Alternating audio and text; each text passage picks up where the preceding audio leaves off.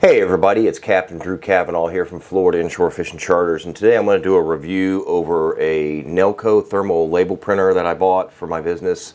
Not on my saltwater professional fishing guide, charter boat captain, but I also ship out fishing products and stuff like that, or just stuff for my clients, whether it's pictures or their fish and whatnot. And I had been using just an old regular, printer, paper printer, inkjet. And somebody said, you got to try one of these thermal printers. So I got this one, and I'm going to give it a shot. I've never used one of these, but I'm going to go through a walkthrough here. We're going to try it out. I just opened the tab, haven't even taken it out of the box. So basically what we're going to do is I'm going to open it up, and I'm going to see what's inside. So I know it comes with a USB and a thumb drive. So there's the USB, and I think it comes with an adapter for Mac. I'm using a Dell PC. So there's that. And what I'm going to do here in a second is I'm going to pause the camera. I'm going to show you everything, then I'm going to hook it up, and we're going to give it a live test to see, hey, if out of the box, if I can do it, you can do it.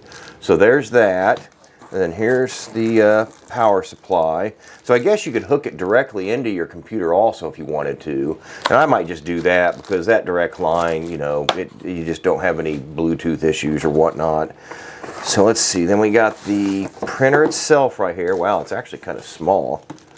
I'm surprised how small that is. That's pretty light too. So let's pull that out, see what that is. Okay, there's that. All right. So it's got a little lever right there. Open it up. Okay, that's cool. All right. Let's see here. Don't need that anymore. And this must be the power adapter, I'm assuming. It's got to be. There's nothing else to get. Oh yeah, power adapter. Okay. All right. So there's your power. Your cord right there. Okay, so that's everything that's in the box.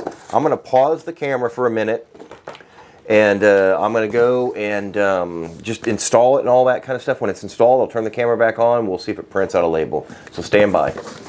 Okay, I'm back. So when I set it up, it was really easy to install. I just plugged it directly into the USB. I haven't done the Bluetooth or anything yet because basically it's going to sit right underneath my desk here. It's less than a foot from the computer, so I figured just use it. A direct line is always better instead of the Bluetooth. But it printed that. It was real easy to install. I just went to their website and downloaded the driver. So now I do have a label I have to print out.